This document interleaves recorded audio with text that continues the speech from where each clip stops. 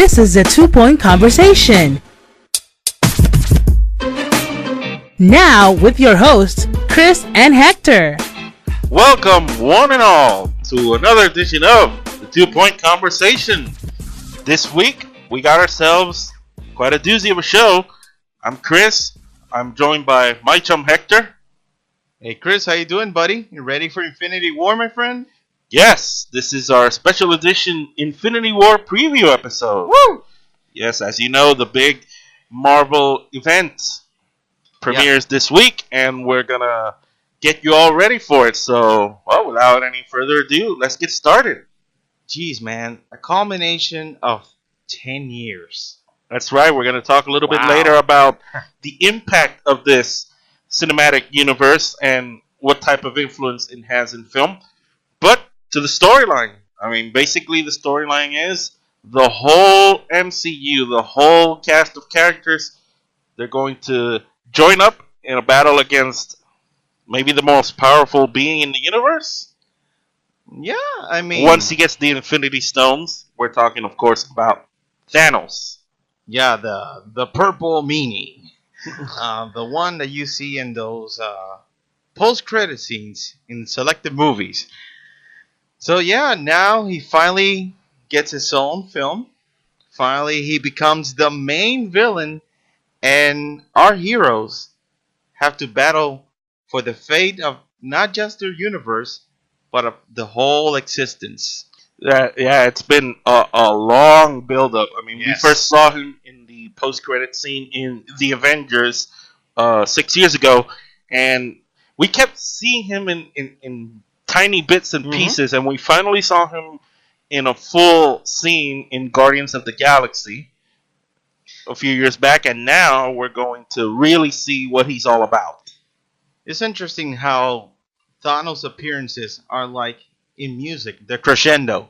Right. You know, like it slowly starts building up, and when Infinity arrives, that's where you get the highest peak of the note. So we don't exactly know what the storyline of the movie is. We can only take what we're given from the trailers, of course. From the trailers, and if you're a person who grew up with the comics, with the comic books and read them, you pretty much know where the storyline might head. Even though this is not, exactly based on the comics. I mean, it's based on the comics, but they're not going to take the same stories, of course. Yes, it's not a direct adaptation of the comics.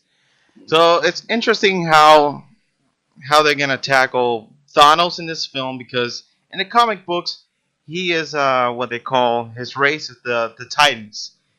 He's known as Thanos, the Mad Titan. And the reason that he gets the Infinity Gauntlet and goes on a search to acquire the Infinity Stones is because he wants to appease to the feelings of Lady Death. He wants to court death. He has an obsession with death. Now, the mention of death, of Lady Death here, has not been given whatsoever throughout the whole MCU. Right. So maybe it's a different take. Maybe there's a different motivation to talk to Thanos. So it's a matter of watching the film to see what we're getting from the guy. And of course, I mean, everybody's excited to see Thanos finally. But I think the thing that people are really looking forward to is just the whole mix of all the characters. Everybody wants to see how they're gonna interact, because we all know how the Avengers, the main core of the Avengers, they know how they work. But then you put them together with the Guardians of the Galaxy, and then you put in Stephen Strange, and then you implement Spider-Man, and and then you get all this mixture of all these characters we've seen throughout the years, and they're finally going to get together. So it'll be it's the spectacle. It's the spectacle maybe of the year, if you could, arguably. You have the union of a lot of big stars who are portraying some of the more famous and some of the more obscure characters, bringing them together, and it's gonna be great. Having the interaction with Tony Stark, having a verbal, throwing verbal jabs of to Peter Quill, or having Rocket Raccoon being a smartass to Steve Rogers. The interaction of Tony Stark with Shuri, who's the smartest person in the world. Yeah. It's gonna be great. No, it'll be a terrific. It'll be great scenes. Everybody wants to trash on the humor, but humor is part of what makes this universe great. And obviously, I'm not expecting Thor Ragnarok here. Oh no. I said after Thor Ragnarok, people, if you saw Thor Ragnarok, make sure your last laugh was good, because Infinity War, the laughs are gonna be over now.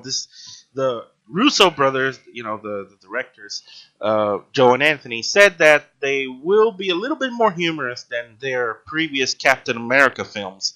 However, we're not expecting this to be Thor Ragnarok, so there will be some moments of humor, but make no mistake, this is pretty much a serious film. We're expecting there will be tears. I'm expecting there will be tears. Yeah, it's gonna be. This is what definitely the most grimmest of Marvel films right now. Right. You're gonna have your levity. You're gonna have your jokes, of course, courtesy of Spider-Man, because he's the jokester of the superheroes in the Marvel universe. But this is gonna be a dark film. There, people are making bets on who's gonna die in this movie. Who do you think is gonna get it? Oh man! Don't tell me the totality of who you think. If there is one, I say Nebula. I'm saying that Nebula, she makes the ultimate sacrifice for Gamora. Oh come on, that's not even going out on a limb. That's just I'm playing it safe because really I'm not. I mean, there's a couple. I mean, I'm just I'm just getting myself a few predictions based on the trailers, but you'd say that maybe Thor is in trouble. You'd say maybe Vision is in trouble. Well, I do say that Tony Stark gets the crap beat out of him. That's for sure. But you don't think he gets it. He'll be beaten into an inch of his life. But I say Nebula, possibly. I think Cap gets it. I think Cap is the one who will die. I think he'll sacrifice himself and he'll finally get the release that he wanted after being frozen for almost 60, 70 years. Do you think Marvel Studios and the association with Disney, you think they have the balls, the cojones to pull that off? Well, they can do it, but take in consideration, it's comic books that we're talking about here. They'll bring anyone back. You'll always have an excuse to bring him back. And besides, when you're dealing with the Infinity Stones, you have the Soul Gem and the Time Gem. You can bring anyone back from death. Oops, spoiler, perhaps. It'll be interesting to see how they work it. I think if they have any, let's see, intestinal fortitude, if you will, to not say guts, because everybody says guts. I think they should. I'm not saying they should kill off an Avenger, but I think it's something that needs to happen to make everybody know we're not playing games here. Yeah. Because it's, if it's a happily ever after thing, then it kind of gets in one's nerve a bit, like, oh, really? But, I mean, come on, even DC killed Superman. Yes, yes, I agree. They had the balls to do that. Yes, early, very early. But I think I think Cap might get it, but since I already know that Chris Evans is filming the sequel to Infinity War, it kind of defeats the purpose of him dying. He might not get it, but we'll see. Maybe he'll come close to it. Somebody might get it. I don't know. I'll throw one name. This is just at the top of my head. I say Drax. You think Drax is gonna get it? On a fit of rage because he wants to avenge his family. I actually don't think any of the Guardians is gonna get it. I don't think any of them is gonna get it. At least not yet. But I think since what we've heard is that the main core of the Avengers is looking at its end, Yeah. maybe Thor gets it, yeah. maybe Captain, I don't know, but we'll just have to see. So, yeah, that's it for speculating on what story we might have. Coming up after the break, we're going to do some recasting. But how, you say? You'll find out after this break.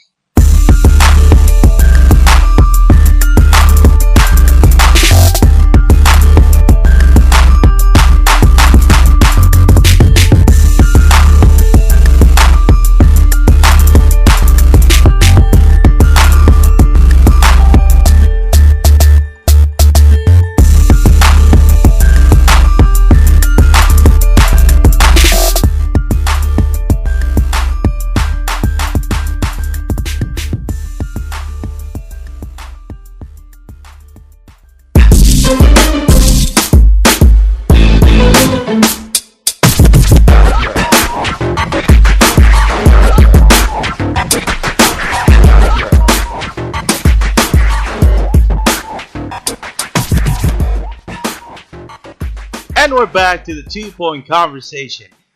Chris and I, we decided to have a little fun in this next segment. I don't know if you people have been paying attention to social media. You've been seeing that other folks have been recasting the Avengers Yes, in different years. In many ways, whether it's different actors, gender bending, we've seen that. And one that caught our eye was the 90s recasting of the Avengers. The 90s. We had discussions, about this topic, and we're going to do that in this segment. We're going to do a 90s casting of Infinity War, Hector. All right. Well, let's begin with Tony Stark. Who do you got? I mean, is there anybody other than Tom Cruise who would do that? No. I think Tom Cruise is the definite choice. He was going to be Iron Man. They were looking at him for Iron Man before Robert Downey Jr. got the job. I mean, either way, it wasn't gonna. Neither of those picks were gonna be bad. So. Right. Right. What about Captain America? All right, for Captain America, I casted Casper Van Diem. For those who don't know who he is, he was Rico for the movie Starship Trooper. Right. And why I chose him? Because, damn, I mean, he fits the physical build. Now, the acting, well, that'll be up to him, of course. Right. I would have said Ewan McGregor, but I got the reaction of, well, he's not American. America. But I think young Ewan McGregor had the look. Yeah, the potential. He would have had that potential. There's the image that went around the internet where they really casted all the characters in Infinity War. We're pretty much giving our takes from that. Mm-hmm. They said it would have been Brad Pitt. Now, Brad Pitt would have been a fine choice, but I think he would have suited other roles. You have him for another role, do you? Yeah, Brad Pitt, he is Thor in my eyes. He fits the bill of Thor. Well, he'd have to bulk up, yes. But he looks like Thor. I would have guessed Russell Crowe, but I'm thinking of Russell Crowe in Gladiator as a look of Thor Ragnarok type. Yes. Yeah, I'm looking at that. I like that. That's what I'm looking at. What about Bucky Barnes, the Winter Soldier? All right, for Bucky Barnes, I actually have John Stamos. Uncle Jesse. Uncle Jesse. Yeah, I mean, he has the long hair, grows the beard. He was a heartthrob. He's still a heartthrob to many women, so why not? I would have said Keanu Reeves. I don't know. I think of the long hair, of the scruffy beard. Maybe he would have had that look. But that's me, Yeah. What about Falcon? Who you got for Falcon? All right, for Falcon, I have Wesley Snipes. Wow. From Blade to Falcon. Interesting, huh? That is interesting. In my list, I had Falcon as... Let's see, I have the list. I had Mekhi Phifer. Oh. Now, we had this discussion a few weeks back with our boy Laz, and he said it would have been Eric LaSalle. Oh, right, from ER. Right. Shout out to our boy Laz, who helped us out giving us his input. ER. He says he looks exactly like the Sam Wilson. Sam Wilson. They're good choices, I think. Yeah. All around. All right, who do you got for Scarlet Witch? Scarlet Witch, I have the list right here in front of me. Do I have Scarlet Witch? I don't have Scarlet Witch here. Ooh. Well, while you look for that, I was torn between Winona Ryder and my actual pick, which is Christina Ricci. Oh boy, Christina Ricci. I think that's the pick. Yeah, that's great. Winona Ryder is fantastic as well. That's true. So I think both of those, you can't go wrong with those two. All right, for the Vision, who do you got? How about Hugh Grant? This is just an out of left field pick. Keeping it British, huh? Keeping it British. All right. Well, keeping it British, I picked Jude Law. Huh. Or a surprise pick. Why not? Jeff Goldblum. Oh, come on. Oh, come on, man. Why not? He's sophisticated, so yes, he is. Work. He is that and other things. What about Hawkeye? All right, for Hawkeye, I have Sean William Scott. That's good. I mean, why not? He brings the jokes. He is the archer of the group. And Sean William Scott, when he's in a serious role, he's surprisingly good. He is. He surprisingly good. Is. So why not give him the chance for that? Please do not take this as a joke. I'm being serious. I thought of Ethan Hawke. It has nothing to do with the name. It has nothing to do with the name, people. What about Ant-Man? All right, for D. Scott Lang, I have Christian Slater. Christian Slater. Yeah, because I thought of him after True Romance. Right. You kind of have, he's a thief and all that. Scott Lang is a thief. You can make the similarities work. So there you go. I could see it. Spider-Man. Joseph Gordon-Levitt. We agree fully on that Hands one. down. Joseph Gordon-Levitt. The image that ran around the internet said it was Leonardo DiCaprio, but nope. I think he's a little too big for that. Yeah. What about Black Widow? All right, for Romanoff. Natasha Romanoff, Mila Jovovich. That's a perfect choice. I would have thought Uma Thurman, but I don't think you can go wrong with either of those two. You're right. What about King T'Challa, Black Panther? For Black Panther, Wakanda Forever. Man, Wakanda. Michael J. White. Michael J. White is a fantastic choice. He has the height, he has the presence, he has the physicality. I went Hollywood. If you imagine Will Smith with the accent he had in Concussion, you could kind of see it. Tell the truth. So I said Will Smith. Wakanda forever. Yes, here in the internet thing, it said it was Denzel. What about War Machine? What about Colonel Rhodes? For Colonel Rhodes, I have your boy Omar Epps. Omar Epps would have been a fantastic choice. Here it says it was Cuba Gooding Jr. It could work too. Not a bad choice at all. You said Thor. We already said Thor. What about Banner? All right, for Bruce Banner, I'm sticking with a guy who already portrayed him in Edward Norton. I like them, but I'm throwing a monkey wrench. Val Kilmer. That is a gorilla wrench. Right. I agree. That's not just a monkey wrench. I would have thought Billy Zane. Speaking of gorilla wrenches. No. That's an infinity wrench. What you threw right there. Damn. Yeah, Billy Zane would have been. If you think of Ruffalo's portrayal, I think Billy Zane would have done well. Well, and still riding high in the Titanic fame. So why not?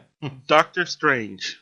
All right, for Doctor Strange, man, I have no doubt about it. Daniel Day-Lewis. Wow. Doctor Strange. That's as zany as you're going to get. I said Gary Oldman.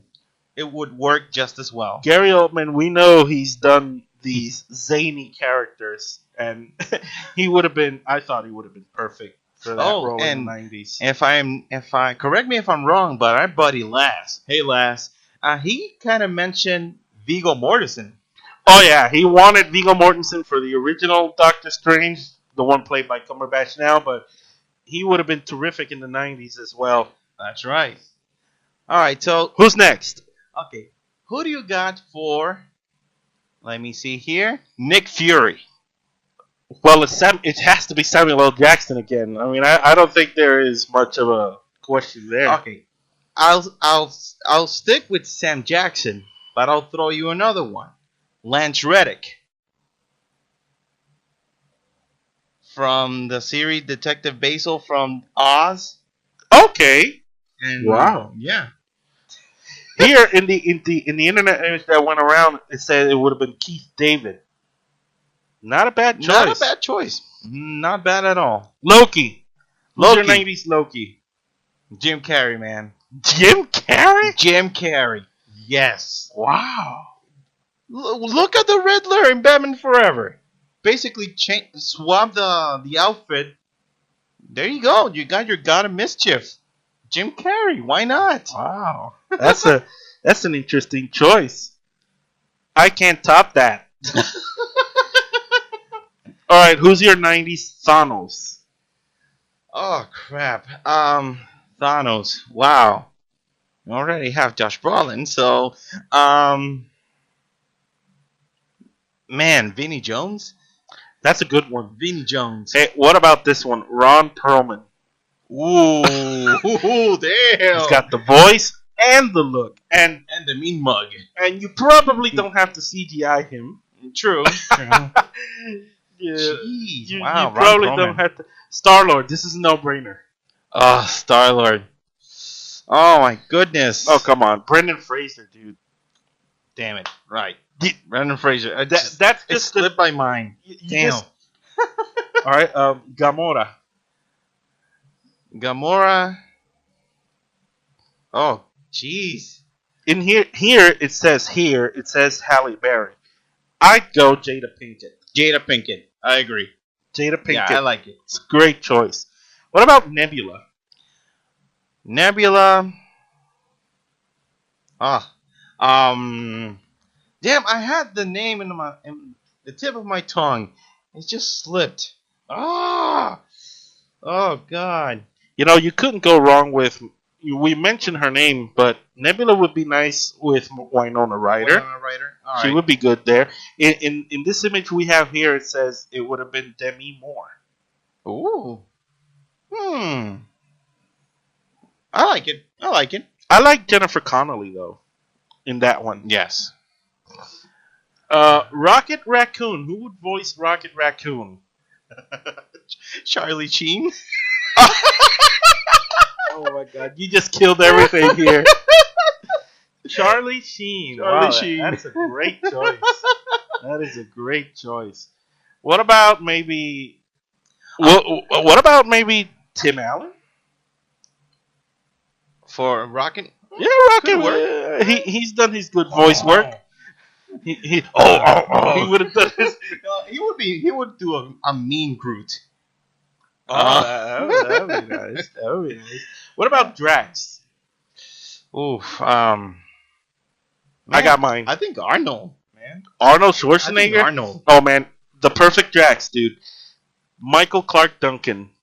Yo, that's right. May he rest in peace. May he rest in peace. That's right. Michael Clark Duncan. If you paint him, he's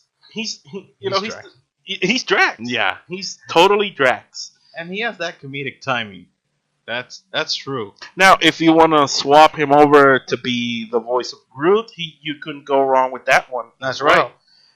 What about? Let's see who else. Who are we missing?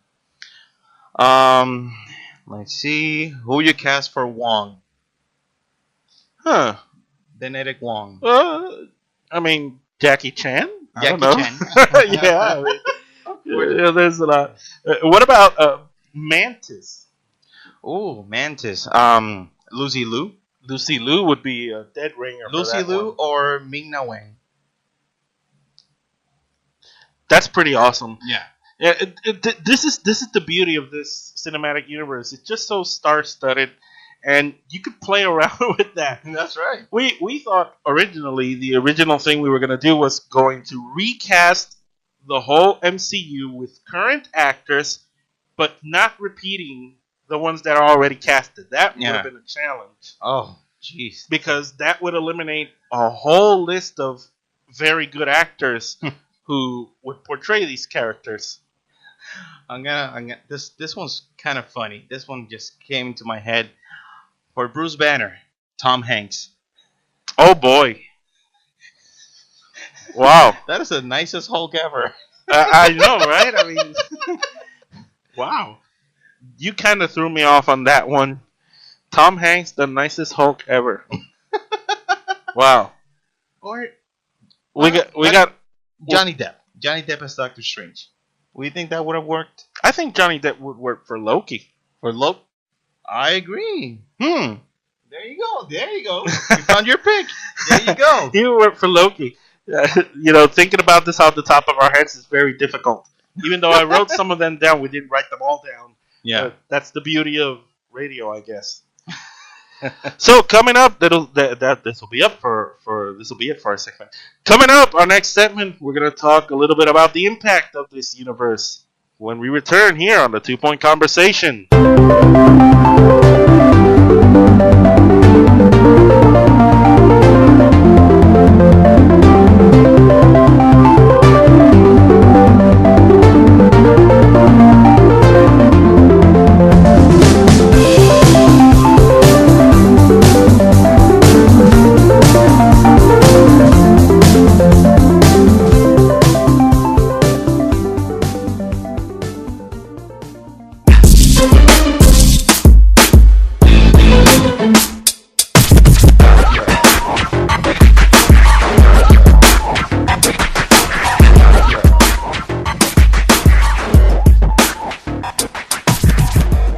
So here we are in our final segment of this show, this MCU Marvel Infinity War Avengers preview.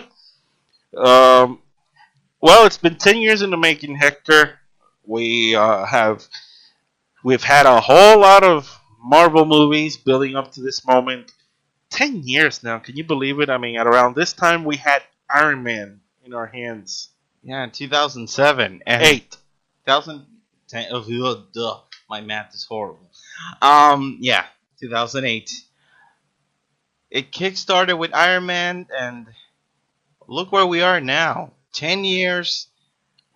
I mean, we all knew that this was the intention to build up the Avengers universe, but did we think in 2008 that it was going to be as big as it is now? Not really. Not really. At least in my honest opinion, I didn't think it was going to blow up the way it did. You know what I think it did? What it did was invite the casual fans in, because obviously you thought of Iron Man and you said, well, it's a comic book movie, right? I mean, it's for comic book lovers. People grew up on that. And then all of a sudden, you got these characters starting to be established. Captain America, Thor, then another Iron Man movie. And all of a sudden, you got yourself this universe. Blocks. Yeah, these building blocks. And after the first Avengers movie, that's when the casual fans bought in. And I speak from personal experience because I wasn't one who was raised in the comic books, but that I found it so compelling when the first Avengers movie came out that I thought, wow, this is something pretty good that they're doing. Yeah, it was kick-ass. I'll tell you that. And when you look at all the parts at work, you look at the machine that is Marvel Studios and the creation of this universe and each and every one of these movies, and you see how all of a sudden the movie industry is changing for gearing towards the superhero genre. Right. And you see now other studios follow suit. For example, you have Warner Brothers and their attempt to bring forth the DC universe, the DCEU universe. Albeit a sluggish attempt so far. But here's the thing: the Warner Brothers attempt, it was directly influenced by the Avengers because I remember that after the first weekend of the Avengers, which was an enormous first weekend in their box office, the week after that, Warner Brothers announced they were going to do Justice League, and that's when you knew, okay, this is definitely a knee-jerk reaction, and that I think that's been precisely the problem with what the DCEU has shown us up to this point, that everything is a knee-jerk reaction to what Marvel does, and well, there are 5 movies in, and if they can, I think there's some room for improvement to fix it. Oh, there's plenty of room for improvement, but they still have a chance to salvage it if they can make better decisions. But the influence of the cinematic universe. I mean, you think about other universes that are coming out. You see the Conjuring universe. I don't know if that has anything to do with Marvel's thing, but it kind of does. It really, you can actually say it does, because when you have the Conjuring, then you have Annabelle and the Nun. Now the Nun, so you kind of see like this whole universe within. Franchises have always existed. Yeah. Make no mistake. You think of the Terminator, you think of Alien, you think of the Godfather. If you're thinking about very early, you think about this century. You think about the Fast and the Furious. Franchises have always existed, and now, but it's a different thing. There's a difference because franchises are the same adventure, whereas the universe is like a number of spin-offs, if you will. But let's not forget something, and I remember hearing this from a podcast, and it rings true. Marvel's not the first to do the whole universe thing. When you look back at the olden times of cinema, you have Dracula, you have the Mummy, you have the Monster of the Black Lagoon, you have the werewolves, you have Frankenstein's monster. That itself was a universe in itself, a cinematic universe. Thank you for correctly saying Frankenstein's monster, because people think Frankenstein is the monster. Yeah, the creator, Victor Frankenstein. Yeah. Please get that right, people. But I fully agree with you. But what the Marvel Cinematic Universe has done is made the cinematic universe a big thing. Yes. And now everybody wants to do it because everybody says, I come from the sports background, everybody says that sports leagues are copycat leagues. If something is successful, then you do the same. But that's in everything. In everything. If something is successful in one place, people start doing it. Yeah, copy the formula and hope it works. And film is, it's not the exception here. Well, and most recently, when you had the release of the 2017 Mummy with Tom Cruise, that was supposed to be like the foundation for Universal's dark universe.